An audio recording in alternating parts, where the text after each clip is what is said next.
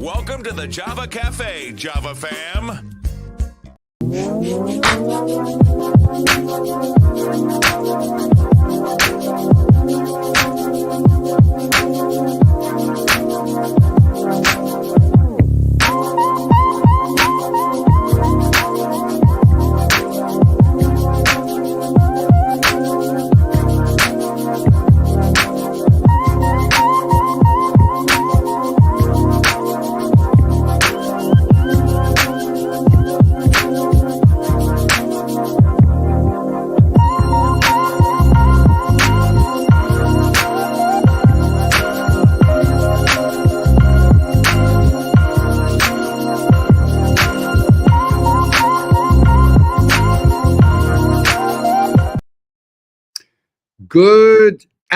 Good afternoon, everyone. This is James Jimmy Hills. I'm the host of Java with Jimmy, and we are sort of off-site today. I had the honor and privilege of speaking with some middle school students. I'm actually still at North Andover Middle School. We just spoke with them about media literacy, about the platform, its origin, what it's doing, and some advice. I got to give some advice to some young people. I could tell there were a couple of young ladies in there that were influencers, and we got to have a real conversation about their digital footprint. But the ultimate topic was digital citizenship. And I've said for years that when the community understands its digitability, we can make some great things happen. And so I'm still out here in North Andover. However, I have a great friend. I know she's going to get me for saying but we have Dr.Thea James with us today. We are going to talk equity. Of course, we cannot have Dr. James on the platform without talking a little bit about health, but we're going to check in with her about equity and health equity, but just equity in general. And so I'm not going to delay her time. I'm so glad that she's with us today. And I got to see her a little bit earlier, and she is out here styling and profiling. So Dr. James, how are you? I'm great, Jimmy. How are you? How are you today?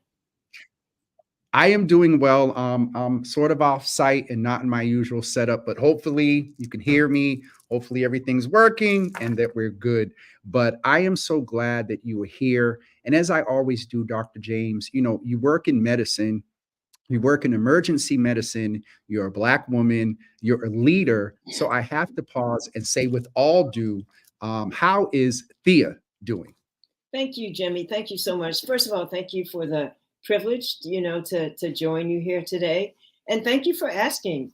I'm doing well, and always like excited and grateful for the partnerships, that we have around Boston, including like with you. And Yes, honestly, it is something that sort of like keeps me going.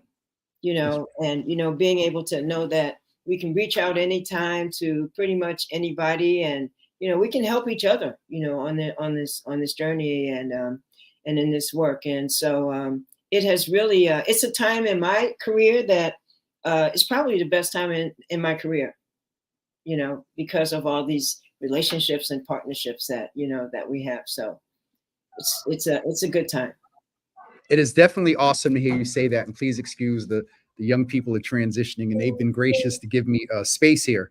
But it is awesome to hear you say personally, from seeing you around community, that this sort of settledness, that, you identifying that this is one of the best times in your career, and you attribute that to partnership and relationships. And so, we're talking about equity, and we'll talk a little bit about health equity. But in that vein, Dr. James, how important are relationships and being confident when it comes to the work of equity? Often those of us that move in that space sometimes don't feel so confident, and sometimes don't feel that they're at that good place in sort of their professional life. And so what advice would you give there? And then we're going to go deeper into the conversation about your perspective and observations around equity at this time. Right. So, particularly in relationship to the span of my career, and and why I'm hopeful, and why I'm so like I'm probably more than hopeful, to be honest with you. And because, I guess I'm lucky and fortunate enough to be in a space where, first of all, when you're an emergency medicine doctor and you Yes. work in a quote unquote safety net hospitals that have been designed to really sort of like perpetuate the things that make it a safety net hospital, Yep.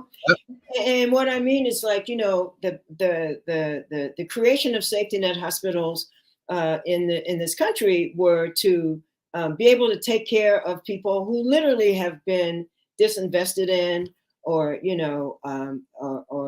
live below the federal poverty line, and so they built these hospitals for these people, but with no intentionality other than to treat the diseases they come in the hospital with, not to actually understand the context around those diseases, how they happen, why they're happening. It does not address the root causes of these things, and Yep.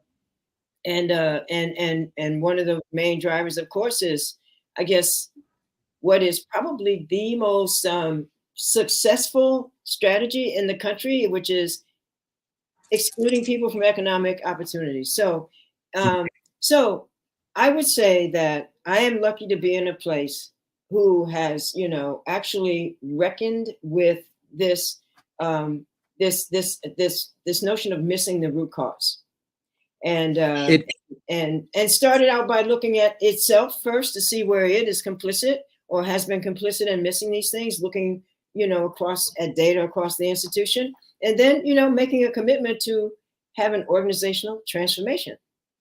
And so, actually using this not as a place where not a place that just focuses on charity, but a place that focuses on equity from the perspective of altering people's life course trajectory, and with things that hospitals don't normally do. First of all, I just want to say we have this really, really, and then I'll stop talking. But we have this. No, you're good. You're good. But we have identified something that is an incredibly efficient, excuse me, methodology or model to actually close disparity gaps, and it essentially just means looking for the gaps, which is represented in quantitative data, of course, and then reaching out to the subjects of the data to add context to it, to interpret what it means.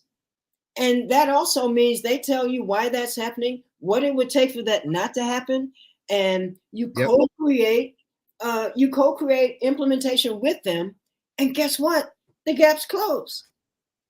I'm telling you, I feel a little chilled even saying it, because a little bit scary how fast it happens. Yes. We're in a nascent stage. With all humility, I have to say that we are in a very nascent stage on this journey of operationalizing that model. But I have to tell you, it's working. I mean, we have the data, to show that. And so that's why I'm so happy. And also, we have all this external stuff going on. I mean, we are out in the community. Trina Martin Chair, she's out there, and we have all these relationships. So when you transform a person's life, that's all that stuff is not in here. It's with those partnerships That part that we have, out there, that we are able to connect to those things, like workforce development, engaging and asking the people what they need, even in the research space, all of that type thing. I mean, it's and giving people opportunities to determine what it is they want, and then co-creating things with them, including like access to generate opportunities for generational wealth building. That's the kind of way we're thinking about this stuff. And so that's why, and the partnerships are multi-sector, including other healthcare systems, but also finance, education, science, all kinds of relationships that we have out there, small businesses, all kinds of things, and other sectors out there that promote the evolution and growth and wealth of small businesses. So it's all encompassing, I would say. And again, I can't stress enough how humble, we are in this space, because you were walking in a space, there are no footprints in the sand to follow, for a healthcare system to transform the entire enterprise in this way. And so, but with the collaboration and partnerships of other folks out there, we're walking with faith. Dr. James, you just did basically a verbal, what sounds like an annual report for Boston Medical Center. I mean, but I have to be honest and say, as someone who I see in community, but then also operates at a level that has influence on policy, that has an influence on certain protocols that impact a lot of the population, to which you talk about the data and sort of this intentional engagement with the community. It's good to hear that things are changing. It's not always doom and gloom when it comes to talk about equity. Some would say we have room for improvement. I say we have a canyon for improvement when it comes into equity. But it's good to hear, and I'm sure you and Trina and others have influence there in making that happen. One of the things that you talked about is the systemic change that's going on, and you work in the ER. And unfortunately, I want to offer this opportunity to just talk about where people like you and others are moving to create access and address, social disparities of health and a lot of the nuances that come around systemic things that keep Black and brown folks out of the healthcare system. One of the unfortunate things that causes is people to use the emergency room as sort of what some of us in healthcare would call their primary care physician. And so if for a few minutes or a couple of seconds, if you could talk about, when we talk about equity and the equitable action of staying up with your routine and preventative healthcare. Now, I know you're an ER doc, but I'm sure that I can be confident that you believe in that routine and preventative healthcare should be the priority, and the ER is sort of a backup. Right. So, Jimmy, first of all, I would be remiss if I didn't say it is because of, from the top senior leadership here and all these teams we have, analytics teams and all strategy teams and comms, communications, marketing, all these people, that we are able to do this work I was just talking about. But, the thing I learned about the ER in terms of preventative care and that type thing is, I always ask people what it would take for whatever it is they're coming in with not to happen again. And particularly people who come in over and over again using the ER, as primary care. I never fault people for that, because the one thing I know is, the healthcare system was not built for people. It's built for healthcare. I'm serious. It's built for the convenience of healthcare systems and doctors. From everything from the hours, it's open. The ER is open 24 hours a day. But if the, if the clinics and things, were open at times where people could actually come, like people who work jobs where they can't take off, without losing pay, or, childcare, I mean, these things are set up for a certain sort of profile of human, and it doesn't necessarily, work for other people. The other thing is that talking about, when I ask people what it would take for this thing not to happen again, what it says to me and what it has translated into me is that most times people, they can't prioritize health because they're prioritizing other things that deal with survival and stuff. Now, like if they got limited resources and they can't spend the money or the time on like health things that doctors are recommending and stuff. Now, does that mean that's a non-conversation? That's the end of it? People just suffer and continue to use the ER? No, I just feel like healthcare needs to be reimagined, redone, and redone with the voices of the people at the table, to help do it. Medical education needs to be redone, because what's taught in all of this, I mean, sure, I could say what is ideal for people, what they should do, but like, they're making rational decisions when they don't show up, or even people who won't show up for chemotherapy because something else is a higher priority for them. And we have to recognize that. So, I mean, medical education, what it teaches you is when things don't work well for people, because it teaches about disease and treatment. When, Yep. They will, the way I was taught at least is like, it's the patient's fault. They're Yeah. non-adherent. They're Yep. non-adherent. They're not doing what you instructed them to do, or, all kinds of things that people who do not have the lived experience of the population we're treating can't imagine people prioritizing things in that order, and so it's all about engagement with people. It's all about listening to people. It's all about asking people what would work for them and using them as partners to help you create that. And, yeah. No, Dr. James, I wanted to chime in because so many people are resonating, with what you're saying. Rachel is saying, when you don't have stable housing, how can you possibly entertain your health? That's a Exactly. topic for another day. Exactly. Belinda is saying it's so true as well. And it's funny because Rachel also says capitalism always takes away from the need for humanity. And though, yourself and leadership at BMC and other entities are working to reimagine healthcare, it is really a paradigm shift from leadership. And I used to work in healthcare, so I can say by my experience, I remember that a lot of protocols when it came to scheduling and insurance offs, Dr. Yeah. James. Oh, yeah. It's crazy. I'm traumatized when you say insurance offs for behavioral health and things like that. It does come down to let's frame it like this, that the medical entities want to keep the revenue to ensure that they compensate the providers and support staff at said entities. Let's frame it like that. Yeah.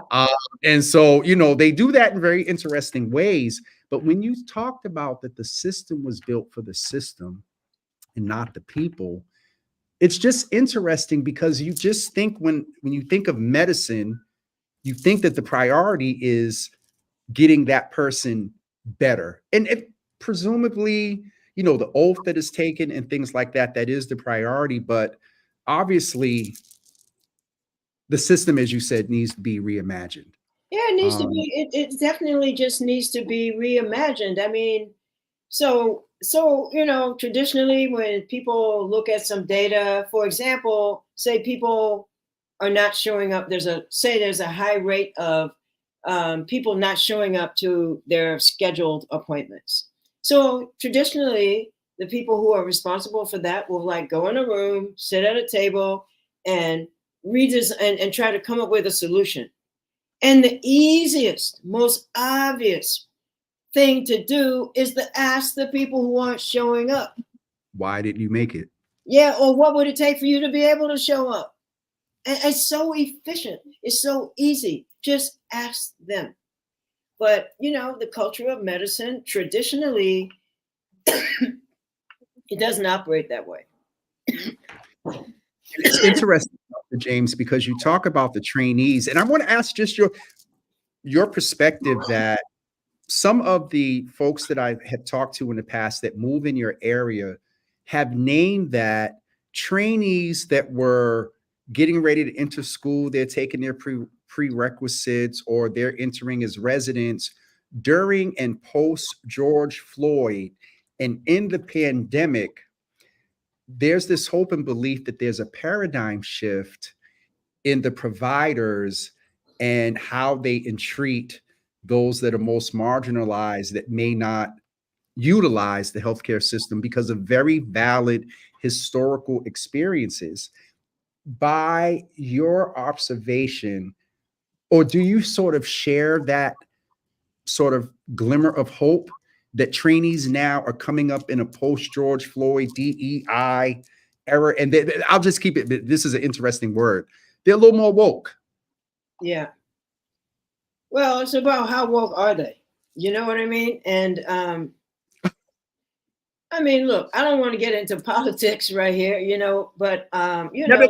This ain't politics. This is training. yeah, I mean, like just because, folks are empathetic and, and folks are, I don't know, on the left side of justice. I mean, most people say the right side. I'm just messing around with leftward leaning, but Go. Yeah. it's like just because and people are well-meaning in that space doesn't mean they really all the way understand and get it. And what I'm saying about that is, and what I'm, sort of implying is that the people who do know should be the people that are given the power to just like lead it, unobstructed, but there's a lot that goes into some of these jobs. Like some people in those roles, they won't even give them access to the data and stuff. I mean, they give people these roles with restrictions. I mean, you just actually witnessed that, the country did. And so, Yep.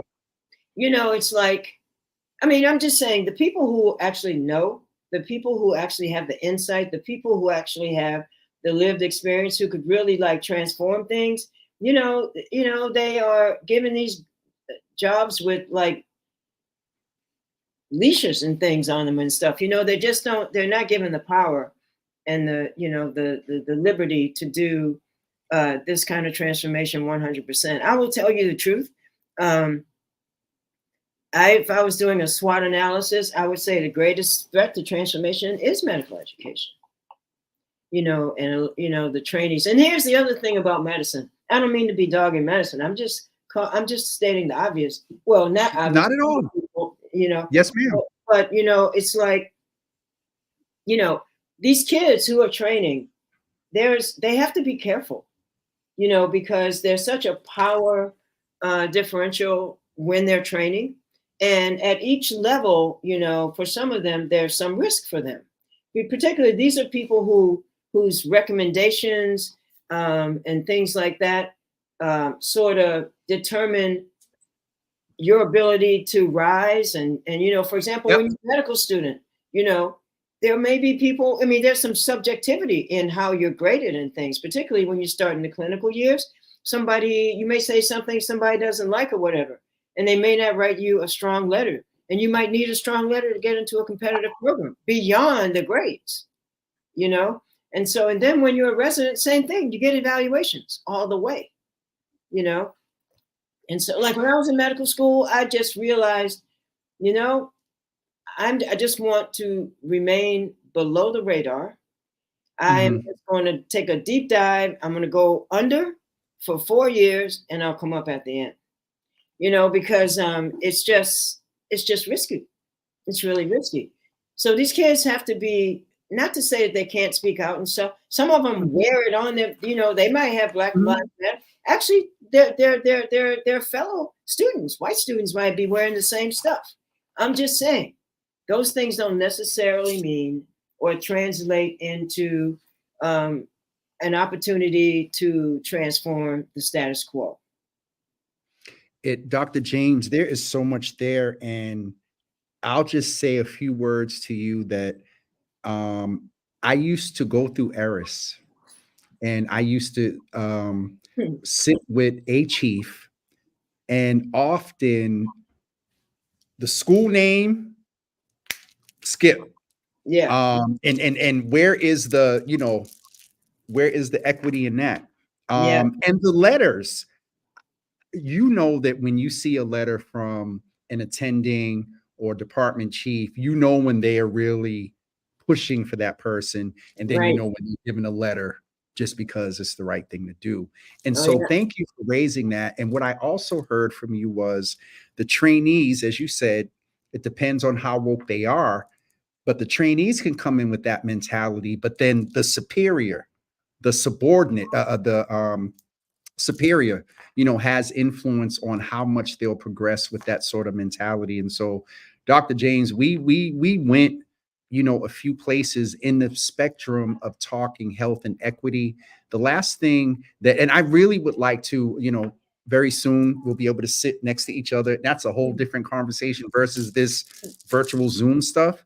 Yeah. But I would like to further the conversation, and shout out to Patrina and everybody else there. We are, talking about some things of more intentional partnership. Yeah. But if you were to advise parents, patients that are listening now that may go and watch this after, when it comes to advocating for themselves, in the past, they've been beat down and they're told they don't know what they're talking about.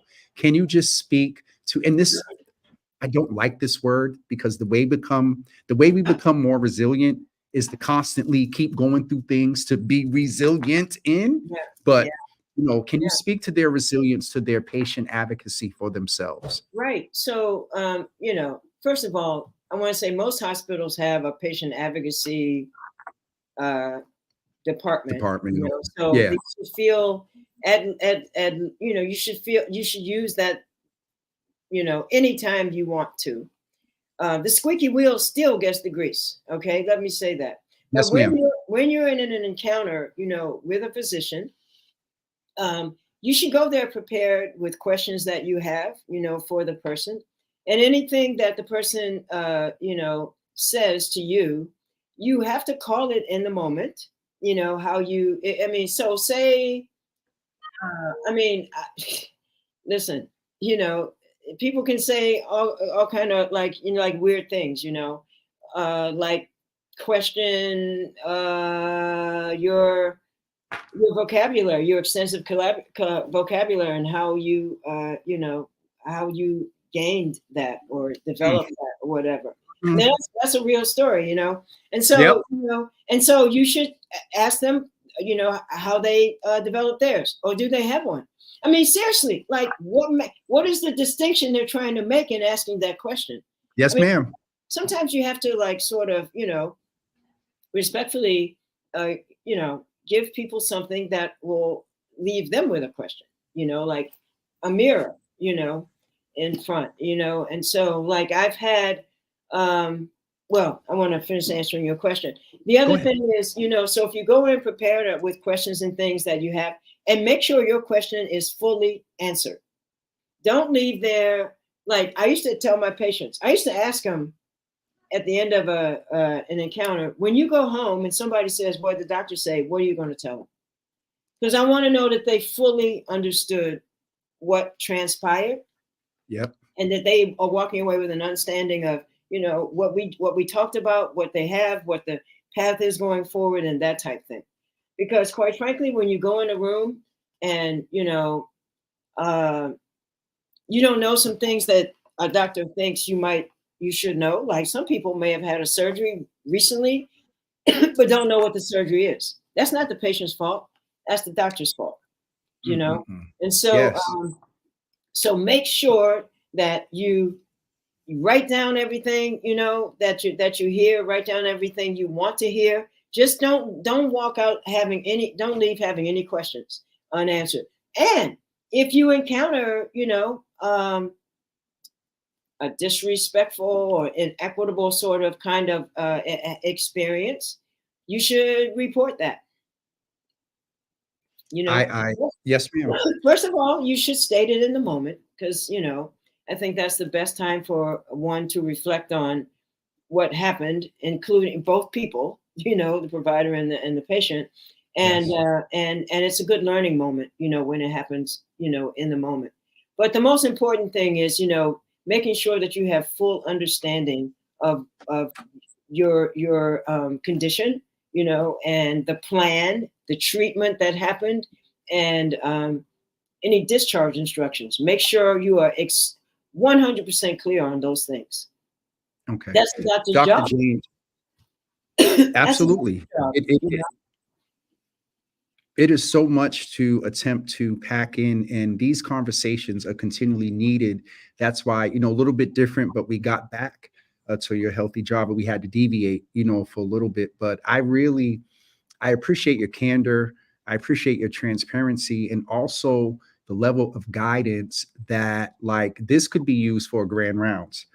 This could be used for a talk. You know what I mean? Because I think you spoke to the level of the patient, definitely who's the priority. You spoke to sort of the trainee, and then you also spoke to the sort of chief and systemic level of where often the policy and protocols can begin to change. You know, if you got a chief that's saying certain things and show them that at the end of the day, the bottom line, the bottom dollar for that department would do better. Um, I guess it would be the chief financial officer at the Right. hospital, might be more inclined. So we didn't get here overnight, and it's not going to take us a few days to change it. But with people like you, Dr. Betancourt, who is it? Robbie, not Thomas, Robbie Goldstein at Yes. now at GPH. I ran into him the other night. With folks like you at the helm at pushing. I believe that we're getting ready to celebrate Black History Month. We're going to somehow figure out a way, maybe try to get you back, because I want to talk to people that are making history now. And you, ma'am, I want to see what's said about you 10, 15, 20 years from now, Dr. Thea James, as someone who has made a huge historical impact in medicine, in Boston, and in training. I'm waiting to see, because you Jimmy, are. not without it's all of us. Yes, I've ma'am. never, I mean, the way I see it, it's like all of us, because nobody kind of really does anything, alone. Nor should you want to, because a lot's going to be missed, if you do that. I mean, I just feel like I would never, I mean, I've been on a journey with a lot of people, the entire time. And, and I always talk about, people talk about mentors. I was like, my mentors are 360 degrees. I've got they're like beside me. They're like, below me when I talk about like a resident or a student, and Yep. they're above me. They're everywhere. I mean, there's always an opportunity to learn, Yes, ma'am. and so I always, I just can never forget that and recognize how grateful and fortunate, I've been to be on a journey with people, with all of us. That speaks to your humility, and thank you for often when we're out journeying to just pull me aside and we talk and share. And so, Dr. James, thank you for that. You've inspired some people today. Debbie from the South End is saying, I was confused why after seeing my PCC and she said all my levels were stable and kept taking the same BP meds, and a renal doctor decided to change my BP meds and made an appointment for me to see a pharmacist to monitor me taking a new drug. I feel like the renal doctor wanted to test a new drug on me, so I declined. And so these are sort of the nuances that come. Yeah. Yeah. So thank you, because Sister Debbie I sense that she's empowered to keep advocating, and I'm glad, Sister Debbie, that you asked the questions and stood up for yourself. And then later on, we'll talk about, because I believe there does need to be balance in, we talked about clinical trials some months ago, that we also need honesty and transparency. If there's a new drug coming out and the doctor says, hey, you're a Black woman and we don't have enough Black women in this, be honest and ask, and not just try to put them on it without having a comprehensive conversation. I'm sorry, I don't mean to go too deep, Dr. James. And we may have lost Dr. James. I hope this isn't my signal. Y'all tell me if it's me, but we may have lost Dr. James. But hopefully you all were inspired today. We did. We lost Dr. James. So I'm going to get ready to get out of here so I can get back to Boston.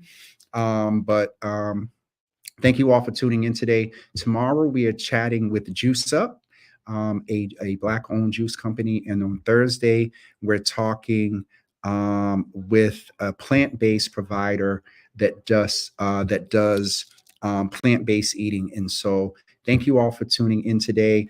Sharon, I saw something. Oh, Dr. James is trying to come back.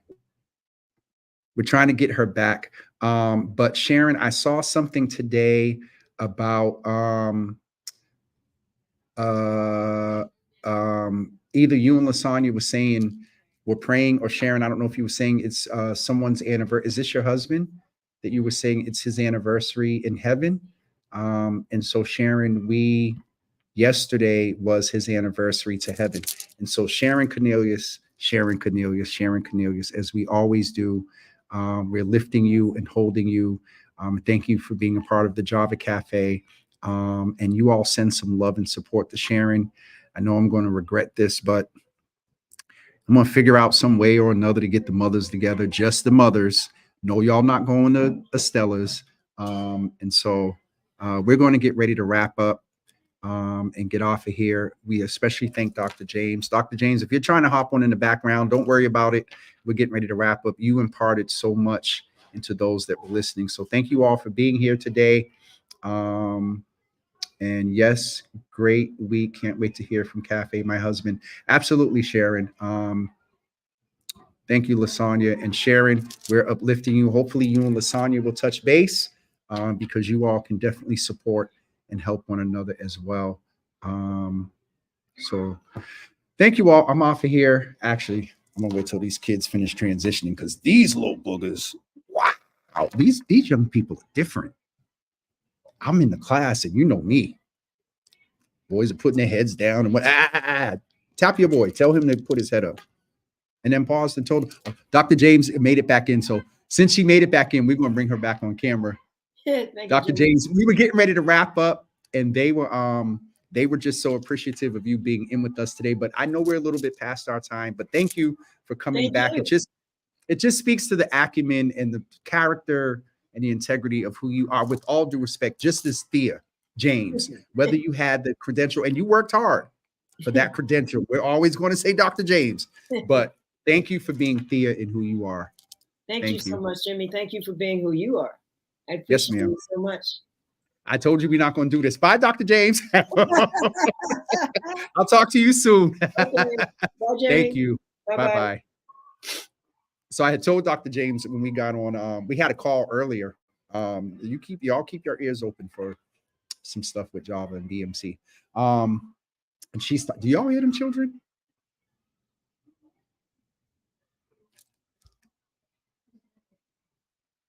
This generation's different. They different. Let me get off of here so I can get back to Boston. Corey, absolutely. Good to see you in the room. Good to see you in the room. All right, I'm getting off of here, y'all. Have a wonderful day. Miss Teresa, we see you. Lasagna, I am out. I am out in North Andover. Had the opportunity to speak to some young people about media literacy, my journey, encourage them and give them some guidance around podcasting and lifting their voice. So yeah, I'm all the way out in North Andover, middle school. So that's my first love, talking to young people. I'm out of here. Y'all have a great day. Oh, that was my phone. All right, let me go. I'll talk to y'all soon because I could be here all day. And I think I'm in the teacher's lounge or somewhere. So I need to get out of here. A few folks have come in and rolled their eyes and like, whoo-hee. So let me get off of here. Y'all have a great day and we'll talk to you soon. Peace.